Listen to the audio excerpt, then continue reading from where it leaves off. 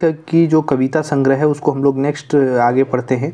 इसको एक पीडीएफ के माध्यम से समझेंगे। इसमें कवि अपना क्या भाव प्रकट करना चाहते हैं, सबसे पहले क्या इस कवि का अपना जो ये भाव जो प्रकट करने का जरिया है उसको हम लोग देखते हैं, और साथ में वो अपना क्या भाव प्रकट करेंगे। ठीक है, ये जो लाइन होती है, किसी भी कविता का लाइन होती है, ये कवि कोई भी लाइन के माध्यम से अब बताते हैं, अपना भाव प्रकट करते हैं। ठीक है, तो इसी को हम लोग समझेंगे। सबसे पहले इसमें कैसा कैसा क्वेश्चन बनेगा हम देख लेते हैं कि देखिए, मान ली पहली ये कविता कितनी नंबर की कविता है, इसके पीछे भी कविता हो चुकी है। ये आपको 22 नंबर की कविता है। इसमें आज हम लोग 22, 23, 24 और 25 4 कविता देखेंगे। इसमें जो 22 नंबर की कविता है, राखिया भाई मुँह पानी। राखिया भाई मतलब राखी बांधने वाला नहीं, रखना भाई मुँह का पानी। मुँह का पानी मतलब होता है थोड़ा सा शर्म रखना, थोड़ा सा लाज रखना। क्यों रखना, यूँ कवि अपना भाव प्रकट कर रहे हैं, वो बता रहे हैं आगे। देखिए, अब हम बताते हैं कि अपना कहते हैं, राखिया भाई मुँह पानी सामने बिहड़ बन पथ। ठीक है भाई, मुंह का पानी रखना, सामने बिहड़ बन पथ मतलब अडिग रहना उस पथ पे, और अपना मुंह का पानी रखना। जब हमको प्रॉब्लम हो जाएगा, जब हम प्रॉब्लम में आ जाएंगे तो तुम साथ देना, ऐसे बनकर मुंह का पानी रखना। जब हम तुमको साथ दिए थे, तुम भी हमारा साथ देना। ठीक है, और क्योंकि डेगे डेगे सूल है, डेगे डेगे सूल का मतलब होता है कि डेग डेग में बाधा है, पग पग पर बाधा है। रास्ता हमें टेके खोजे कुकुर सियार बादुल। जो कुकुर सियार और बादुल का मतलब आप लोग पता ही है, वो लोग सब मिलके मेरा रास्ता जो है सो रोकना चाहता है। तो तुम लोग बस साथ रहना, तुम लोग बस साथ देना। मुंह का पानी रखना मतलब लाज रखना, जो हम तुम्हें साथ दिए थे तुम भी हमें देना। कभी और आगे क्या कहते हैं कि पूजा थारी छीने खातिर लूझा लाजी लूझी टाना टानी। पूजा का थाली जो सजा हुआ रहता है उसको छीनने के लिए, लूझने के लिए, लूझा लूझी मतलब छीनते, जिसको कहते हैं छीनना, खींचना जिसको खींचना कहते हैं, उसको टाना टानी कहते हैं। तो पूजा का थाली का मतलब यहाँ क्या होता है कि पूजा का थाली का मतलब कभी कह रहे हैं कि ऐसे मेरी ज़िंदगी में सजा हुआ चीज़ को लोग खींचना चाहता है। मतलब मेरी ज़िंदगी में जो अच्छा है, मेरी ज़िंदगी में जो अच्छी चीज़ है, उस चीज़ को लोग क्या करता है कि खींचने के लिए, उसको बर्बाद करने के लिए लोग लगे हुए हैं। और आगे क्या कहते हैं, कहाँ कठिन त्याग के बिना अटल ध्रुव का आसन। बोलते हैं कि कहाँ अटल ध्रुव का आसन कहाँ मिलेगा, कठिन त्याग के बिना नहीं मिलेगा। अटल ध्रुव का आसन जो है बिना कठिन त्याग का नहीं मिलेगा। पावे कहिया धूर्त सियार मृग राजे आसन। मृग राजे का आसन को आपको पता है कि मृग क्या होता है। मृग राजा का आसन जो है सो धूर्त सियार कहाँ पाएगा, कहाँ उसका आसन को ग्रहण कर पाएगा। ठीक है, एंड्री बने बिलार राजा। एंड्री के जंगल में बिलार राजा है सो इंद्र सभाए कानी। इंद्र की तरह जो है सो राजा बनना चाहता है। ठीक है, तो आपको बचकर रहना है ऐसे लोगों से। अगर आप अपने जंगल का राजा हैं तो आप ही को बन के रहना है, जो बिलार राजा जो है वहाँ पे बनना नहीं है। क्योंकि इस किसी भी गद्दी पे जो इंद्र का गद्दी है, उस गद्दी पे इंद्र ही शोभा देता है। उसी तरह आप अपने परिश्रम का जो फल है आप ही को शोभा देगा। दूसरा कोई आपका वो छीनना चाहता है आपसे, आपका वो मेहनत बर्बाद करना चाहता है, तो वो आपको नहीं करने देना। वही कह रहे हैं कि रखिए भाई मुँह पानी, रखना भाई मुँह का पानी, शर्म रखना जो हम आप तुमको मदद किए। कभी इसमें क्या भाव प्रकट करना चाहते हैं, कभी इसमें कहना चाहते हैं, कभी इसमें मुख्यतः जो भाव प्रकट करना चाहते हैं वो है कि ऐसे लोगों को कभी चिन्हित कर रहे हैं कि जिसको हम मदद किए हैं, जिसको हम मदद किए हैं और वो हमारा मदद नहीं करता है, वो हमारा वैसे लोग जो परिश्रम नहीं करता है, बस दूसरे को छीनने के लगा हुआ रहता है, वो सम्मान पाने का अधिकार नहीं है। वो नहीं है कि वो सम्मान पा सके, वो बस दूसरे के रास्ते में कांटा बोता है, दूसरे के रास्ते में शूल बनकर आ जाता है। वो उसकी तुलना कवि जो है कुकुर सियार और बादुल से किए हैं, जो दूसरे के रास्ता टेकना चाहते हैं। और बोलते हैं कि हमारे जीवन रूपी जो हमारा जीवन बहुत अच्छा पूजा की थाली की तरह मेरा जीवन जो सजा हुआ है उसको लोग छीनना चाहते हैं। मतलब मेरा जो जीवन में अच्छाई है, मेरे जीवन में जो अच्छी चीज़ है उसको बर्बाद करना चाहते हैं लोग। इसी तरह से हैं। और अभी आगे इसी तरह के बोलते हैं कि हमारे जो अटल आसन है वो बिना त्याग का नहीं मिला है, बिना त्याग का नहीं मिला, कठिन परिश्रम से मिला है, कठिन त्याग से वो मिला है। मृग राजा का जो आसन है, जिस तरह से धूर्त सियार लोग छीनना चाहता है, और पाना चाहता है, उसी तरह से क्या है कि मेरे मेहनत का चीज़ जो है दूसरा लोग पाना चाहता है। इसलिए सम्मान का जो अधिकार है वो आप ही का है, आप सम्मान का अधिकारी हैं, आप ही हैं, आपका सम्मान का अधिकारी कोई और नहीं है। ठीक है, तो ऐसे लोगों से बचकर रहना है। यहाँ कवि यही प्रकट करना चाहते हैं कि ऐसे लोगों से बचकर रहना है जो आपके लिए नुकसानदायक हैं, जो जिनको आपने मदद किया है और वो आपको मदद करने से मना करते हैं या आपका नुकसान कराते हैं, तो ऐसे लोगों से बचकर रहना है। ऐसे ही कवि अपना भाव प्रकट करना चाहते हैं। नेक्स्ट जो कविता है वो कविता 23 नंबर की है, मरुक देशे मनक पाखी। देखिए मरुक देश मतलब होता है मरुस्थल के देश में। ठीक है, मरुस्थल देश में मनक मतलब मन की पाखी, पाखी मतलब आपको पता है। ठीक है, तो वही कह रहा है कि मरुक देश मरुस्थल देश में मन की पाखी जो है खोजे मने गीत, मन के गीत खोज रहा है, मन का गीत को ढूंढने की कोशिश कर रहा है। टूटल तारे नतून सूर्य बाजल भूलल गीत। आपको पता है कि टूटा हुआ तार जो होता है किसी वीणा का या गिटार का, उसमें जो सुर जो होता है वो भूल जाता है, वो दूसरा सुर निकलने लगता है टूटने के बाद और अपने गीत भूल जाता है। ठीक है, दूर लौके क्षितिज पारे, दूर लौके मतलब दूर जगह पे, लौके मतलब होता है देखना, दूर देखने के बाद क्षितिज पार करने में श्याम सुंदरी बास है वहाँ पे, मतलब श्याम की सुंदरता जो यहाँ पर बोला गया है कि श्याम की सुंदरता का बास है वहाँ पे। ठीक है, और आगे क्या कहते हैं, मेटे जकर देही गंधे पथ चलने प्यास। कहते हैं कि पथ चलने से जो प्यास लगती है उसका प्यास लग जाती है और शरीर का जो है सो शरीर का गंध मिट जाता है, शरीर का जो अपना अच्छापन होता है वो ख़त्म हो जाता है। और आगे क्या कहते हैं कि आँखें की सारे कहे डाके हृदय हमर जीत। हमारे हृदय का जो जीत है, हमारे हृदय का जो मतलब हमारा हृदय जो जीत गया है वो आँख के इशारे से कहकर बुलाता है। डाइक का मतलब आपको पता है कि आँख कहे डाइक का मतलब होता है बुलाना। ठीक है, तो आँख के इशारे से बुलाता है। हियाँ ऐसा छाउर कहाँ दूपल बैसी जहाँ, दूपल है ये। ठीक है, दूपल है, यहाँ धूपल नहीं करना है। तो हियाँ ऐसा छाउर कहाँ, यहाँ के जैसा छाया कहाँ है जो हाँ दूपल हम बैठ सकते हैं। ठीक है, हो हमर मन के प्यास ऐसा कूप कहाँ, जो मन का हमारा प्यास इतना ज़्यादा मन का प्यास है, ऐसा कुआं कहाँ है जो वो कुआं मिटा सके। ऐसा मेरा मन का प्यास इतना ज़्यादा है और ऐसा कोई कुआं नहीं है जो मिटा सके। खोली कैसे रत्ने गाँठ गाए प्राण गीत। कहें कि ऐसा गांठ जहाँ पे हम ऐसा गांठ आपको पता है, गांठ बोला जाता है खोटा में। गांठ आपको पता है कि क्या होता है, किसी चीज़ को गांठ बांधते हैं। वो कहता है कि रत्ने गांठ हम बांधे थे लेकिन वो गायब हो गया है। तो वही कहता है कि खोली कैसे रत्ने गांठ, हम रत्ने गांठ कैसे खोले, उसमें तो प्राण गायब हो गया है। देखिए ये कविता हो गई। अब इसमें हम कवि क्या अपना भावार्थ प्रकट करना चाहते हैं, ये देखिए कवि अपना भावार्थ प्रकट करना चाहते हैं कि वो अपनी पुरानी यादों को इसमें तरोताज़ा करते हैं, पुरानी यादों को सोचकर अपने जीवन को नया जीवन देते हैं। ठीक है, और इसी को बोलते हैं कि मरुस्थल में एक छाया आपको कहाँ मिलेगा। ठीक है, मरुस्थल के देश में मन का जीत कहाँ मिलेगा, मन का गीत कहाँ मिलेगा। ठीक है, और वैसा मरुस्थल जहाँ पर तुमको छाया कहाँ मिलेगा, दो पल बैठने के लिए। ठीक है, और इसमें कहते हैं कि और ऐसा कुआं कहाँ है जहाँ पर आपकी प्यास मिटा सके। यहाँ कहने का मतलब है यहाँ कहने का ये मतलब है कि आपका जो तृष्णा है, आपका जो प्यास है, आपकी जो इच्छा शक्ति है वो मिटा सके, ऐसा छाया कहाँ है। ठीक है, तो ऐसा कहाँ है। इसमें कुछ चीज़ें, जैसे कुछ लाइन ऐसा होता है जहाँ पे कवि अपना मुख्य रूप से भाव प्रकट करना चाहते हैं। जैसे देखिए ये है। ठीक है, बाकी आपको हम लाइन बाय लाइन भी बता दे रहे हैं और भाव प्रकट करके भी बता दे रहे हैं। कहानी क्वेश्चन किस तरह से बनेगा ये भी आपको बताते चल रहे हैं। देखिए ये 24 नंबर की कविता है। अब आपको सवाल पूछ दिया जाएगा, सुइन ककर कंठक गान कई नंबर के कविताएं ला गए। तो कई नंबर के कविता ला गए, तो 24 नंबर के ला गए। सुइन ककर कंठक गान कविता के कवि के लागथिन, कविता के कवि लागथिन श्रीनिवास पानुरी। ठीक है, श्रीनिवास पानुरी। अब आपको बता दें कि श्रीनिवास पानुरी जो है इसका परिचय आपको पिछला वीडियो में मिल जाएगा, परिचय से भी सवाल पूछा जाएगा। चलिए इसको देख लेते हैं, फिर इस पर डिस्कस करेंगे सवाल कहाँ से बनेगा। सुइन ककर कंठे गान।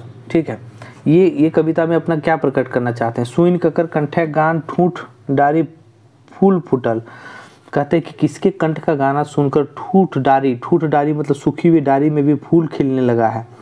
और कौन ऐसा है दानी है जो दान करने लगा है। ठीक है, सूखी हुई नदी में भी पूरा पानी उमड़ने लगा है। जो सिंधु नदी जो है सो के बराबर हो गया है। ठीक है, महासिंधु नदी के बराबर हो गया है, जो उसकी तरह से उमड़ घुमड़ रहा है, मतलब उसकी तरह से पानी पूरा उबाल मार रहा है।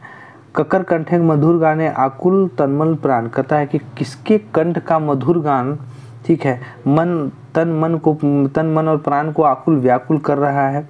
ककर फूलक मधुर बासें, देखिए ककर फूलक मधुर बासें डूबल आसपास।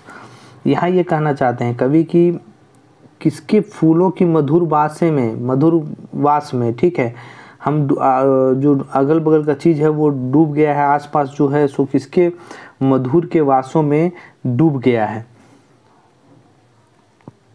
और आगे कहते हैं कि बाटे घटे घटे जीवन बाल किरणिक प्रकाश, जो बाल किरणिक प्रकाश है वो जीवन को मतलब जीवन में हर घड़ी पे अपना जीवन बांट रही है, बाल किरणिक प्रकाश। ठीक है, डाके ककर सूतल जागल टूटल योगिक ध्यान, यहाँ देखिए टूटल योगिक ध्यान का कहने का मतलब है कि ऐसे योगी जो अपनी तपस्या में है तो अपने ध्यान में है, उसका ध्यान टूट जाता है। ठीक है, तो किसको बुला रहा है इतना सूता हुआ बैठा हुआ, सूता हुआ उठा हुआ, सोया हुआ उठा हुआ, किसको वो इतना सोया जगह हर तरह मतलब दिन रात किसको बुला रहा है कि बुलाने से कि योगी का ध्यान भी टूट जा रहा है।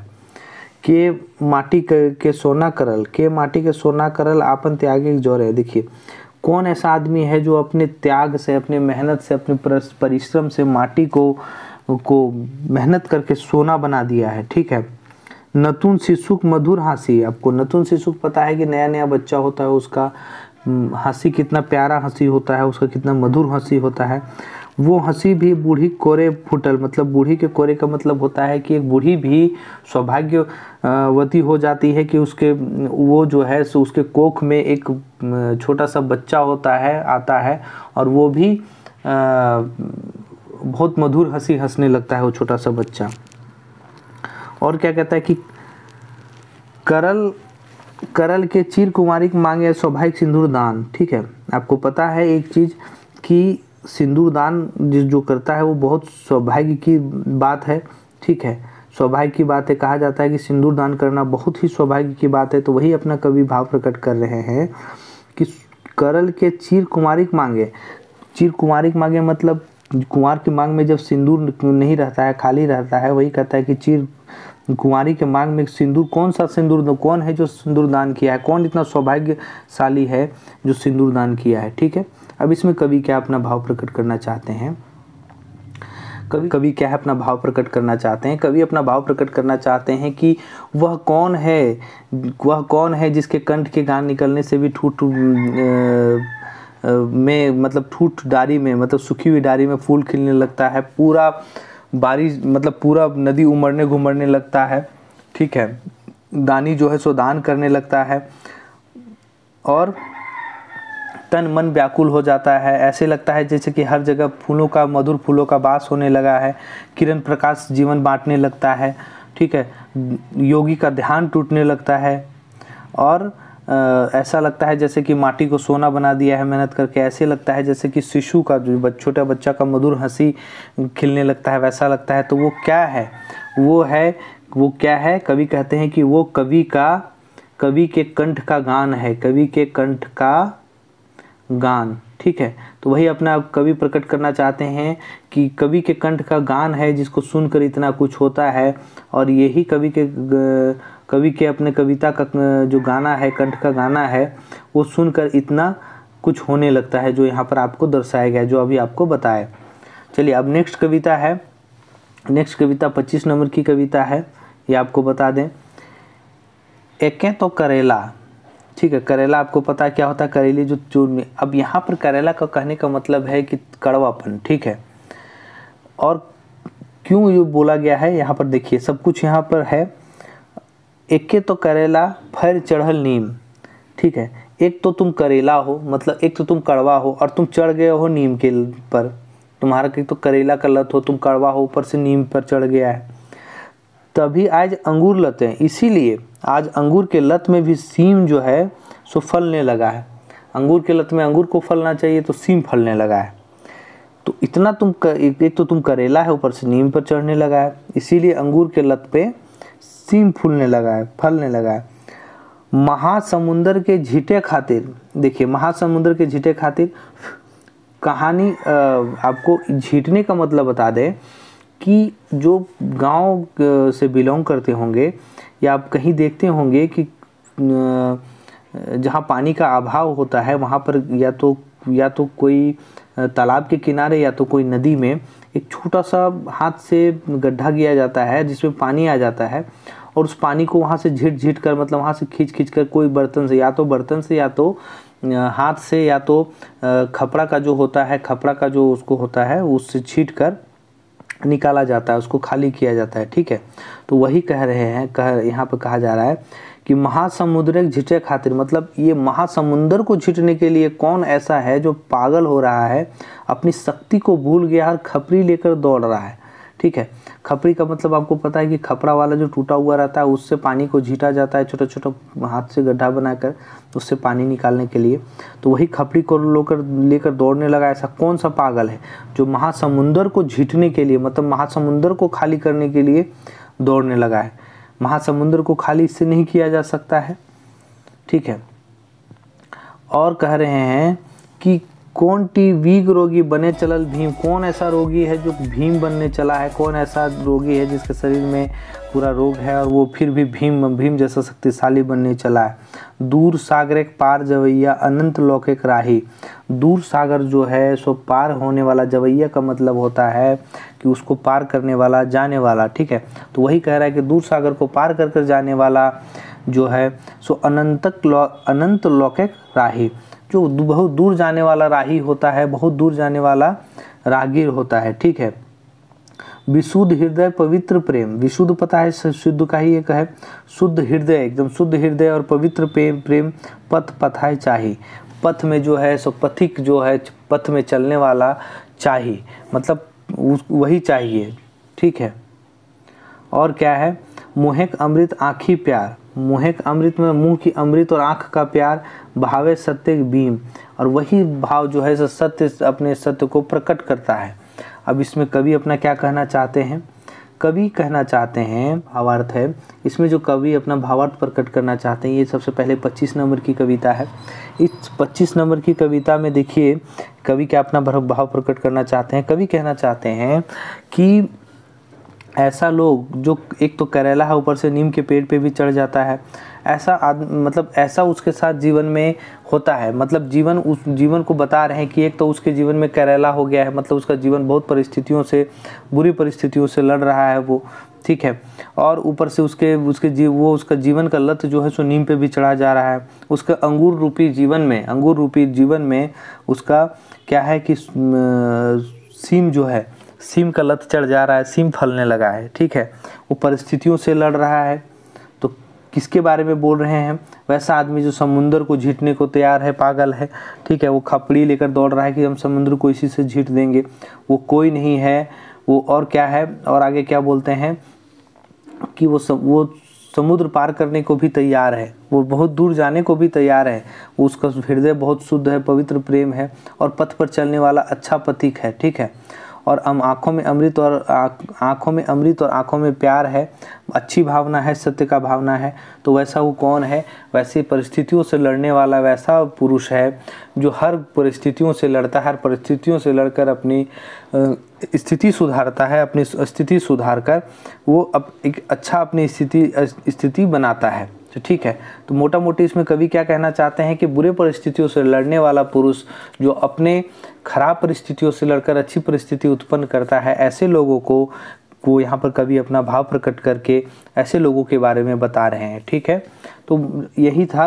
और इसमें आप देखिए सवाल कैसा कैसा बनेगा आपको बताते हैं। सवाल यहाँ पर जितनी भी कविता थी, ठीक है, सबसे पहले देखिए आँखी, आपको सवाल पूछ दिया जाएगा कि आँखी गीत खोटा कविता संग्रह के में कुल कितने कविता हैं। ठीक है, कुल कितने कविता हैं, कुल कविता इसमें 72 है।